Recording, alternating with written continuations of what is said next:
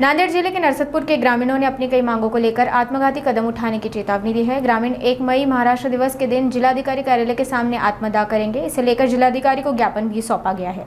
नरसतपुर के ग्रामीणों ने जिलाधिकारी को एक ज्ञापन सौंपा है, जिसमें कहा गया है कि अगर उनकी मांगे को नजरअंदाज किया गया तो वे 1 मई महाराष्ट्र दिवस के दिन जिलाधिकारी कार्यालय के सामने आत्मदाह करेंगे। दरअसल नरसतपुर में हनुमान मंदिर के पास स्थित पशुशाला, जिसे सरकारी सहायता से बनाया गया था, ग्राम पंचायत द्वारा हटाए जाने की प्रक्रिया में है।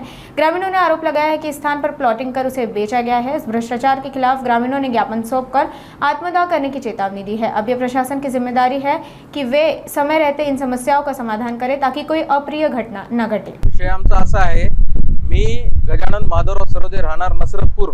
आमच्या नसरतपूर गावामध्ये जो की ग्रामपंचायतच्या निधीतून आलेला कोंडवाडा होता, तो ग्रामपंचायतने पाडला। तर ती जागा हनुमान मंदिर व देवीची आहे आणि त्या जागेवर कोंडवाडा पाडला असता ती जागा बाजूच्या प्लॉटिंग वाल्याला ग्रामपंचायतने संगमताने आणि पैशाच्या जोरावर त्यांना रस्ता करून दिला आहे।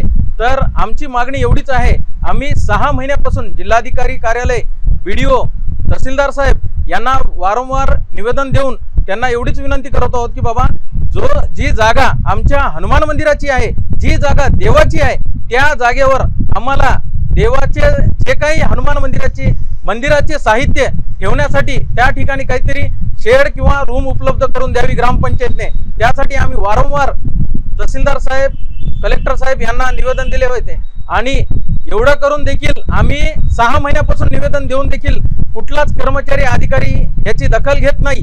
त्यामुळे आम्ही गावकरी उद्या दिनांक 1 मे 2025 महाराष्ट्र दिनानिमित्त नांदेड जिल्हाधिकारी कार्यालयासमोर आम्ही सर्व गावकरी आत्मदहनाचा इशारा दिला आहे आणि उद्या आम्ही सकाळी झेंडावंदन झाल्याच्या नंतर जिल्हाधिकारी कार्यालय नांदेड येथे सकाळी आम्ही आत्मदहन करणार आहोत। माझं नाव विठ्ठल गणपतराव सरोदे, नसरतपूर